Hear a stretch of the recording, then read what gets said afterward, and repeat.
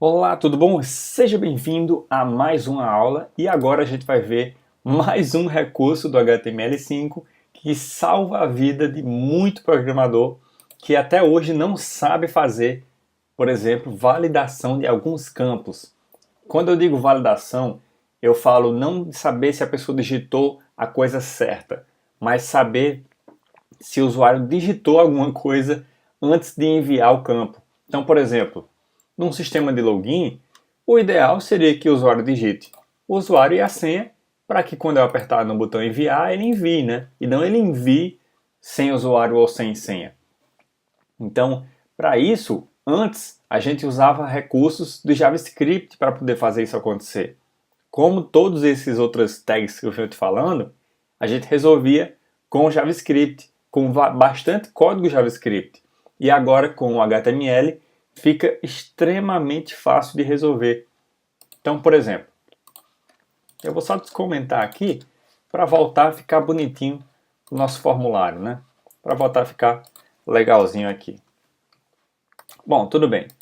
Como é que a gente faz, por exemplo, para fazer com que o nosso formulário só consiga ser enviado se esses dois dados, ou se pelo menos o usuário, tiver sido preenchido?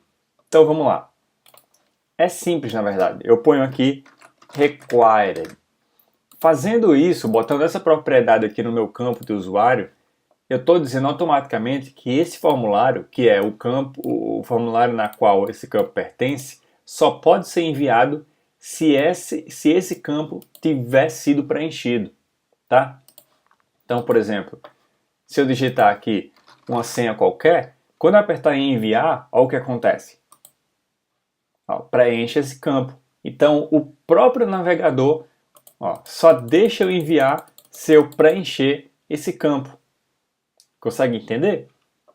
E aí, mais legal do que isso é se, por exemplo, eu ponho o tipo do campo e-mail e required, né? Então, vou dar um F5, eu digito só a senha e aperto em enviar. Preenche o campo.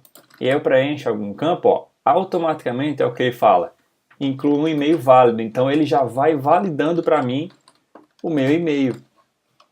E ó, só deixa eu enviar o meu formulário se eu tiver preenchido. Então automaticamente esse campo fica obrigatório de ter sido preenchido. E facilmente eu resolvo isso, né? Eu só ponho required aqui. Se eu botar required aqui também na senha, por exemplo, então tá os dois campos required. Se eu digitar alguma coisa nesse, ó, ele vai validar, né? Mas vamos botar um e-mail válido.